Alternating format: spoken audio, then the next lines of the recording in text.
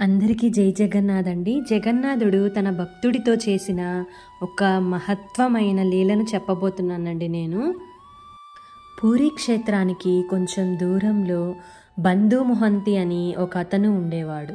ఆయన కటిక పేదవాడు, కానీ జగన్నాథ స్వామి అంటే అపారమైన భక్తి. పూరి ఎప్పుడు వెళ్ళలేదు కూడా. అతను జగన్నాథుణ్ణి మనస్సులోనే నిలుపుకొని పూజించేవాడు. ఆయనకి వివాహమైంది, 3 పిల్లలు కూడా. కానీ తినడానికి తిండి కూడా ఉండేది కాదు వాళ్ళకి.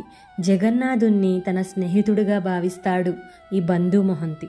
ఎవరైనా నీవు చాలా పేదవాడివిగా ఉన్నావు, కనీసం పిల్లలకు కూడా తినడానికి తిండి కూడా పెట్టలేకపోతున్నావు అని అడిగితే తన గురించి చెప్పకుండా విషయాన్ని మరలించి, పూరీలో నా స్నేహితుడు ఉన్నాడు, అతను అబ్బో ఎంత హోదానో తెలుసా, రోజు 56 రకాల భోగులు పెడుతూ ఉంటారు, చెప్పన్ భోగ్ అని జగన్నాథుని గురించి చెబుతూ ఎంతో మైమరచిపోయేవాడు. ఒకసారి అతను నివసించే ప్రాంతంలో కరువు వచ్చి ఇతను ఎంత కష్టపడినా కొంచెం అన్నం కూడా దొరకలేదు.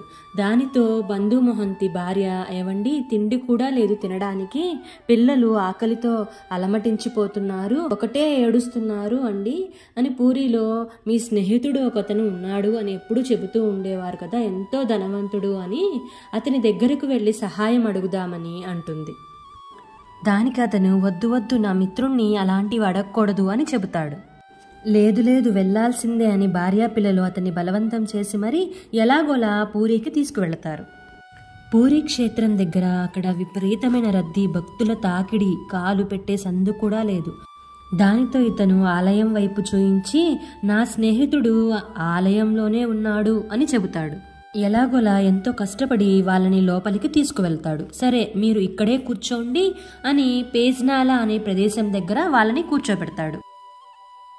సరే అని అతను లోపలికి వెళ్ళడానికి ప్రయత్నిస్తూ ఉంటే అతని చినిగిపోయిన బట్టలు చూసి భటులు అతన్ని తోసేస్తారు. ఈరోజు రాజుగారు వస్తున్నారు, నువ్వు బయటికి పో ఇక్కడి నుంచి. దానితో ఆయన నమస్కారం చేసుకొని వచ్చేస్తారు. భార్య, ఏంటండి ఏమన్నాడు మీ మిత్రుడు అని అడుగుతుంది. ఈరోజు చాలా హడావిడిగా ఉన్నాడు నా మిత్రుడు, రాజుగారు వస్తున్నారంట, రేపు పొద్దున మన సంగతి చూస్తానన్నాడు, ఈ పూట కలవడం కుదరదంట, రేపు వస్తానన్నాడు, ఆ పేజనాల దగ్గర ఉందాము అని చెబుతాడు భార్యతో. పూరీ ఆలయంలో వంటశాల దగ్గర ఉంటుంది ఈ పేజ్నాల. అన్నం వండిన గంజి పేజ్నాల నుండి బయటకు వస్తుంది, సన్న గొట్టం లోపలి నుంచి. పేదవాళ్ళు ఆవులు ఆ గంజి తాగి ఆకలి తీర్చుకుంటారు. అక్కడ గంజి కొంచెం తాగేసి ఆ రాత్రికి అక్కడే పడుకుందాము అనుకున్నాడు అతను. బంధు మొహంతి భార్య అంటుంది, మీ స్నేహితుడు ఎంతో గొప్పవాడు అని చెప్పారు కదండి, మనం మీ స్నేహితుడి దగ్గరికి వచ్చి కూడా ఇక్కడ ఇదే గంజి తాగవలసి వస్తుంది మనము, అది కూడా ఈ మురికి కుంట దగ్గర అని చెప్పి బాధపడుతుంది. నువ్వు ఏమీ బాధపడద్దు, రేపు ఉదయం మా స్నేహితుడు వచ్చి చూసుకుంటానని చెప్పాడు అని సంతోషంగా చెప్పాడు. ఎందుకంటే అతనికి అన్నీ జగన్నాథుడే, సర్వం జగన్నాథమయం కదండి. అతనికి ఈ లోపల ఒక పెద్ద ఆయన వచ్చి ఇక్కడ బంధు మొహంతి అంటే ఎవరు అని అడుగుతాడు. అప్పుడు అతను నేనే అని సమాధానం చెబుతాడు. ఆ పెద్ద అయిన వాళ్ళకి ఒక పెద్ద పళ్ళెం నిండా 56 రకాల భోగులు తీసుకొని వచ్చి, లోపల మీ మిత్రుడు ఉన్నాడు కదా, ఈరోజు మీరందరినీ ఈ భోగ్ తినమని చెప్పాడు, ఈరోజు ఆయన చాలా హడావిడిలో ఉన్నాడంట, రేపొద్దున వచ్చి మిమ్మల్ని కలుస్తానన్నాడు, రేపు మీకు వసతి ఏర్పాటు కూడా చేస్తానని చెప్పాడు అని చెప్పి ఆ పెద్ద ఆయన అక్కడి నుంచి వెళ్ళిపోతారు. బంధు మొహంతి భోగ్ని చూసి చాలా ఆశ్చర్యపడిపోతాడు. ఈ భోగ్ ఎవరు పంపించారు?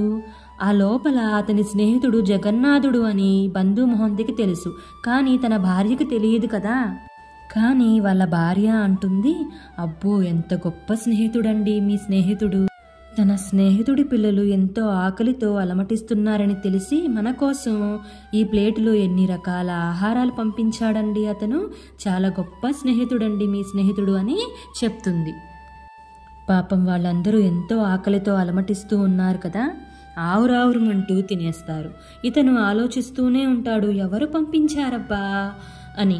ఇతనికి తెలియని విషయం ఏమిటంటే ఆ ఆహారం ఉన్న పళ్ళెము బంగారు పళ్ళెము. అతను అది గమనించడు. భోజనం తినేసి ఆ పళ్ళాన్ని కడిగి రాత్రి అవ్వడంతో తల క్రింద పెట్టుకొని నిద్రపోతాడు. మరునాడు ఉదయం పూజారులు స్వామివారి గర్భాలయం తలుపులు తెరవగానే బంగారు పళ్ళెం కనపడదు. మొట్టమొదటి భోగ్ బంగారు పళ్ళెంతో పెడతారు ఆ జగన్నాథుడికి. ఆ పళ్ళెం కనపడలేదు. ఆలయం మొత్తం వెతికి కంప్లైంట్ ఇస్తారు. వెంటనే భటులు అన్ని ప్రదేశాలలో వెతుకుతూ ఉంటే అతను ఉండే ప్రదేశానికి వచ్చేసరికి ఆ పేజ్నాల దగ్గర కనిపిస్తుంది. దానితో ఆ భటులు అతన్ని నువ్వు దొంగిలించావు ఆ పళ్ళాన్ని అని చెప్పి బేడీలు వేసి చెరసాల దగ్గరకు తీసుకువెళతారు. అక్కడికి వెళ్ళి భార్య చెప్తూనే ఉంటుంది, వాళ్ళ స్నేహితుడు పంపించాడండి, అది నా భర్త దొంగతనం చేయలేదు అని చెప్తుంది. ఎవరా పంపించింది? అది ఆలయంలో జగన్నాథుడికి మొట్టమొదట భోగ్ పెట్టే పళ్ళెం. ఎక్కడి నుండి వస్తుంది? ఇతను దొంగిలించి తీసుకువస్తే వస్తుంది అని అతన్ని తీసుకుపోతూ ఉంటారు. అతను ఏమీ బాధపడడు, నవ్వుతూ ఉంటాడు. ఆ సమయంలో కూడా స్వామి నేను చేసిన కర్మలను ఇలా కరగదీస్తున్నావా అని అనుకుంటూ ఉంటాడు. అతన్ని తీసుకుపోయి చెరసాలలో బంధిస్తారు. అప్పుడు ప్రతాపరుద్ర గణపతి రాజు. ఆ రాజుకి జగన్నాథుడు స్వప్న సాక్షాత్కారం ఇచ్చి, స్వామి రాజుతో నా ప్రాణమిత్రుణ్ణి నువ్వు చెరసాలలో బంధిస్తావా? సరే, ఇప్పుడు అతన్ని రాచమర్యాదలతో తీసుకువస్తే సరే, లేకపోతే నేను పూరీ నుంచి వెళ్ళిపోతాను అని చెబుతారు.